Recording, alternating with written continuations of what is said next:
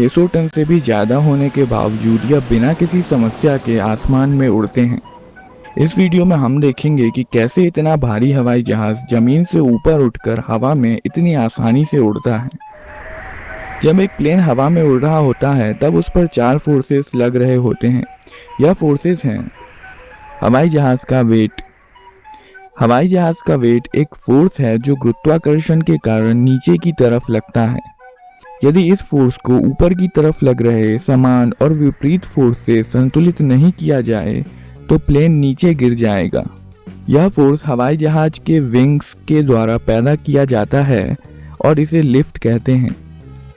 Drag, plane के आगे बढ़ने की गति को हवा रेजिस्ट करती है और इस रेजिस्टेंस फोर्स को ड्रैग कहते हैं।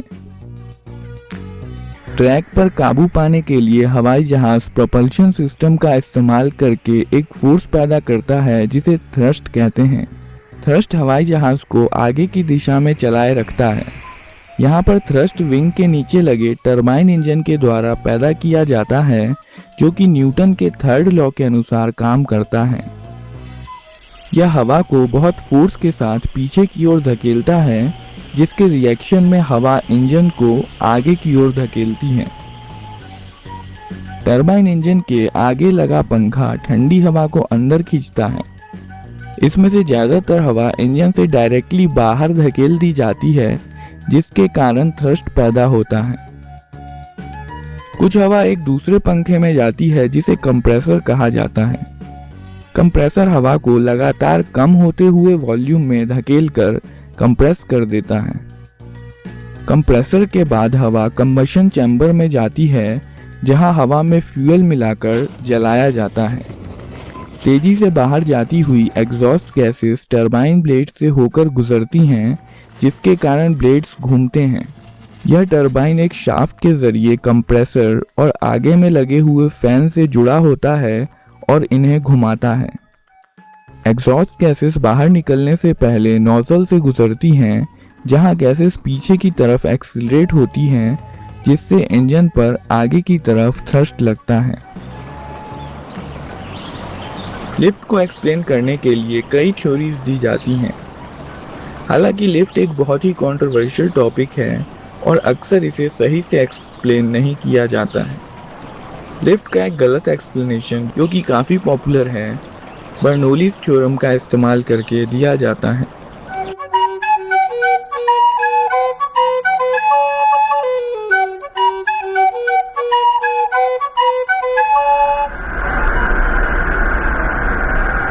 इस थ्योरी के मुताबिक एयरफॉइल का शेप कुछ इस प्रकार होता है कि इसका ऊपर वाला सरफेस नीचे वाले सरफेस से ज़्यादा लंबा होता है जिसके कारण एयर मॉलिक्यूल्स को नीचे के मुकाबले ऊपर वाले सरफेस पर ज़्यादा दूरी तय करनी पड़ती है ताकि वह एक साथ ट्रेलिंग एज पर मिल सकें।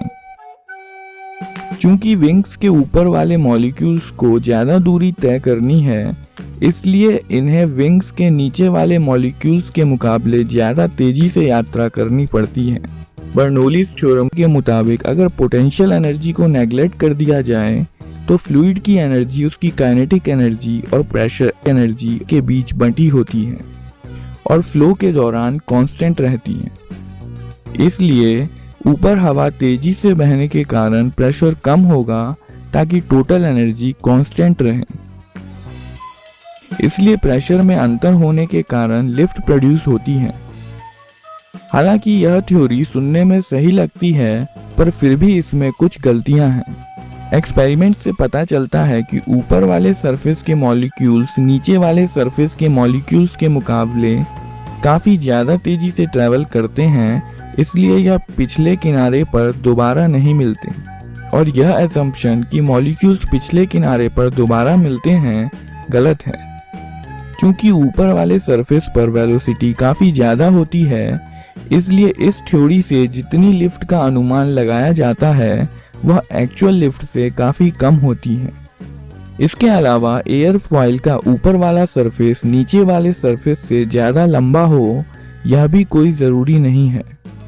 सिमेट्रिकल एयरफॉइल डिज़ाइन करना भी पूरी तरह संभव है। उदाहरण के लिए पेपर प्लेन के विंग्स फ्लैट होने के बावजूद भी यह हवा में उड़ता है। ऐसा इसलिए है क्योंकि सिमेट्रिकल विंग्स को भी यदि एक एंगल पर रखा जाए तो हवा ऊपर वाले सरफेस पर रिलेटिवली ज़्यादा तेजी से बहती है। इसलिए एंगल ऑफ अटैक विंग्स के शेप से ज़्यादा महत्वपूर्ण है। यह थ्योरी बहाव को नीचे मोड़ने के बारे में भी कुछ नहीं कहती है।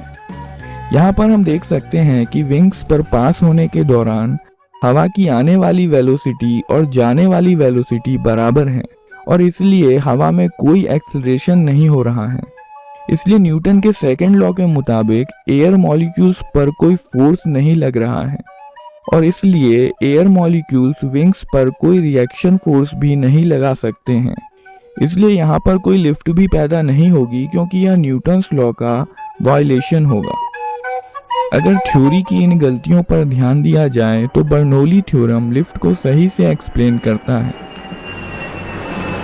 लिफ्ट को एक दूसरे तरीके से न्यूटन्स लॉ का इस्तेमाल करके भी एक्सप्लेन किया जा सकता है।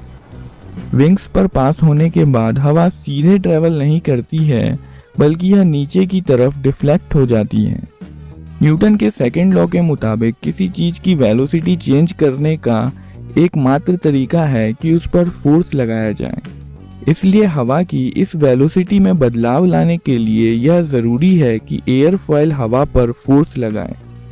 अब न्यूटन के थर्ड लॉ के अनुसार हवा को भी एयरफॉयल पर ऊपर की तरफ रिएक्शन फोर्स लगाना होगा और यही रिएक्शन फोर्स लिफ्ट है जो प्लेन को हवा में उठाए रहता है। हवा को केवल एयरफॉयल का नीचे वाला सरफेस ही नहीं बल्कि ज़्यादातर हवा को तो एयरफॉयल का ऊपर वाला सरफेस नीचे की ओर डिफ्लेक्ट करता है। क्योंकि दोनों ही सरफेस हवा को नीचे की ओर डिफ्लेक्ट करते हैं, ज़्यादा हवा डिफ्लेक्ट होती है और इसलिए ज़्यादा लिफ्ट भी पैदा होती है। हालांकि यह थ्योरी सही है पर विंग हवा को कैसे नीचे मोड़ देता है इस बारे में कोई जानकारी नहीं देती है। यह केवल इतना ही कहती है कि चूंकि हवा नीचे की ओर डिफ्लेक्ट हो रही है इसलिए एयरप्लेन पर ऊपर की तरफ फोर्स लगना ही चाहिए। बर्नौली और न्यूटन दोनों ही एक्सप्लेनेशन लिफ्ट के सिंप्लीफाइड एक्सप्लेनेशन है। कोई चीज़ कैसे लिफ्ट पैदा करती है इसका वास्तविक विवरण बहुत ही जटिल होता है जिसे आसान नहीं बनाया जा सकता। किसी एयरफॉयल के लिफ्ट को प्रिडिक्ट करने के लिए हमें एयरफॉयल के शेप और फ्लो कंडीशन के अनुसार इक्वेशंस सॉल्व करने होते हैं। आमतौर पर यह कैलकुलेशन इतने बड़े होते हैं कि इन्हें कंप्यूटर पर ही सॉल्व किया जा सकता है।